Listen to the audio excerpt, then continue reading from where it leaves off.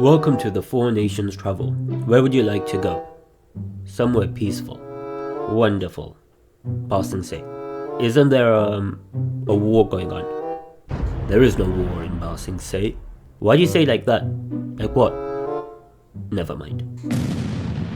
Avatar, The Last Airbender should not have felt this real. On paper, it's a kids show about a bold 12-year-old with arrow tattoos, a flying bison, and the ability to throw wind at people.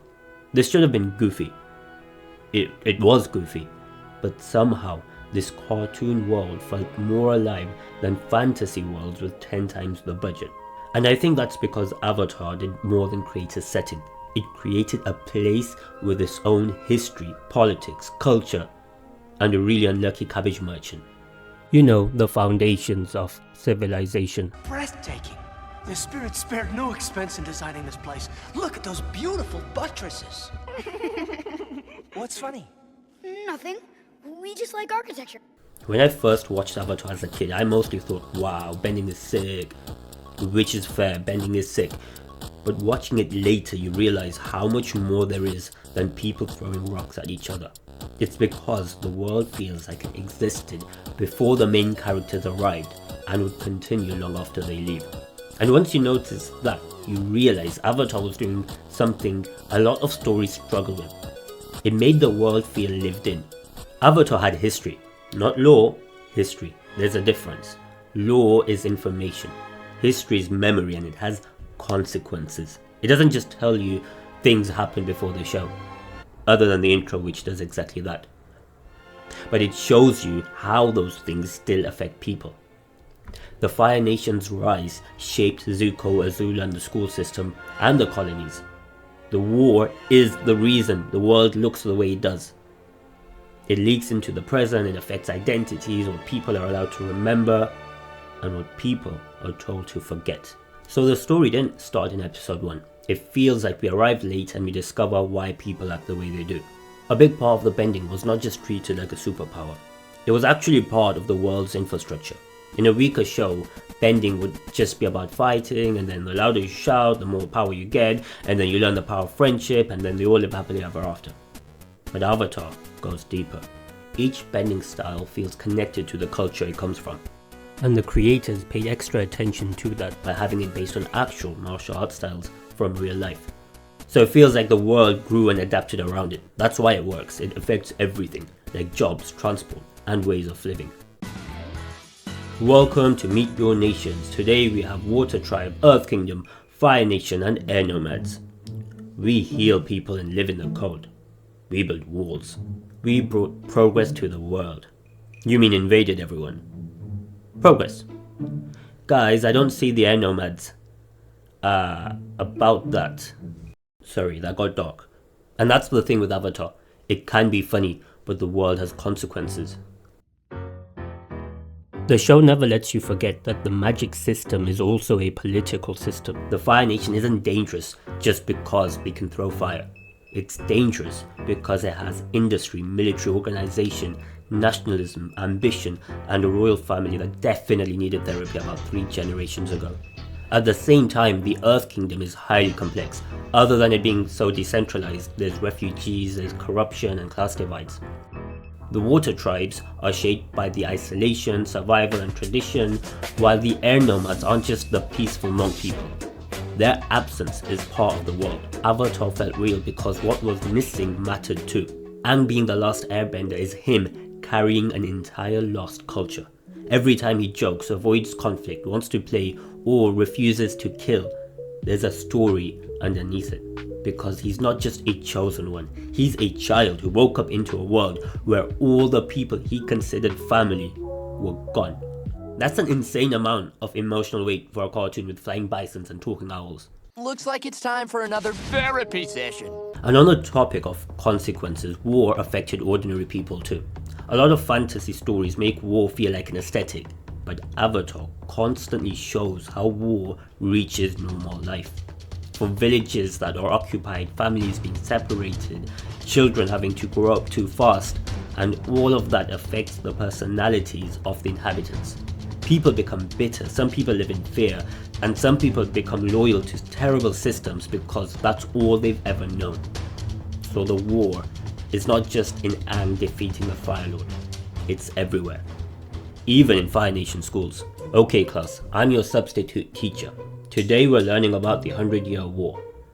So basically, the Fire Nation attacked everyone. Wait, we started it? Yeah, pretty much. But my textbook says we were sharing prosperity. Mate, you guys burned down a temple. Several actually. Okay, that's enough learning for today. What did I do? You used the wrong history book, you moron. You mean the actual one? Exactly, the wrong one. That gives the Fire Nation much more depth, because they're not just the bad guys. Even they have a story they tell themselves. So Zuko's journey only works because he has to unlearn that story, and then he has to rebuild his entire understanding of reality. That's why his arc hits so hard. He has to realize that the thing he was chasing, honor, was being defined for him by the very people who caused him lifelong pain. Behind just a visual style, every place had a personality.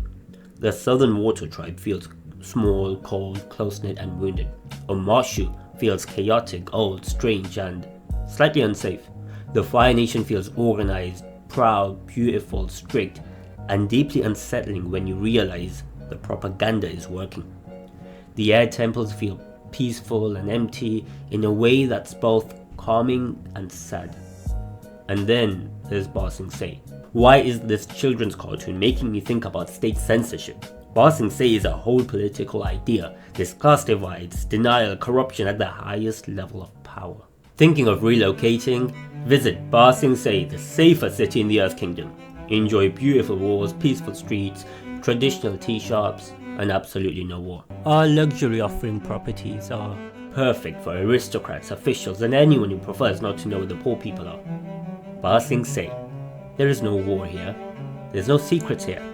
And definitely no brainwashing facility under the lake. Book now. Did I mention there's no war here?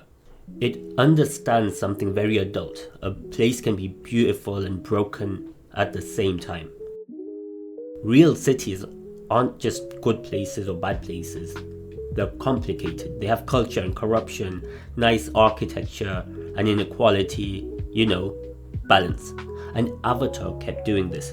Behind the locations, it showed you systems that make you ask, who has the power, who's being ignored, and who's just surviving. And then we see how that very world shaped the personalities of the characters. It would just be really uncomfortable. Uncomfortable? Well, I wouldn't want you to feel uncomfortable. The way they act doesn't feel like it's just there for variety. Aang is playful, spiritual, avoidant and conflict averse because of how he was raised, then carrying impossible responsibility. Katara is nurturing, intense, hopeful and sometimes controlling because she grew up with loss and had to grow up too early. Even Sokka. He's sarcastic, insecure, practical and desperate to be useful because he's surrounded by benders in the middle of a war and wants to prove himself. And even his humor goes beyond just being slapstick. But part of it is a coping mechanism hiding those insecurities.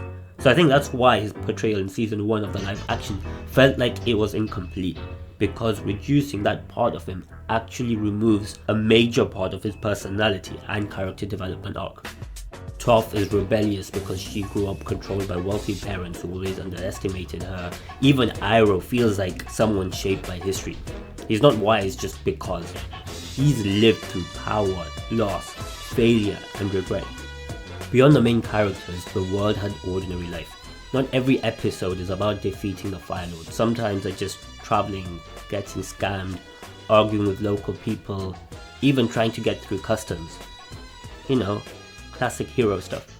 But that's what makes the world feel alive, because a fictional world feels real and people inside it have things to do other than supporting the plot.